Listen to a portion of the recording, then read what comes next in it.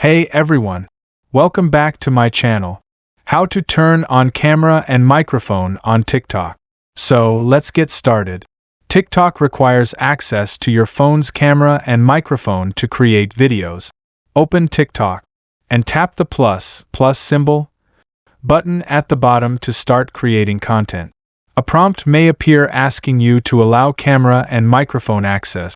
Tap Open Settings from the prompt to grant permissions. Alternatively, enable permissions manually from your phone settings. Find the TikTok app tab and hold the icon, then open the App Info icon. Go to Permissions and check the Not Allowed section. Tap Camera and select Allow.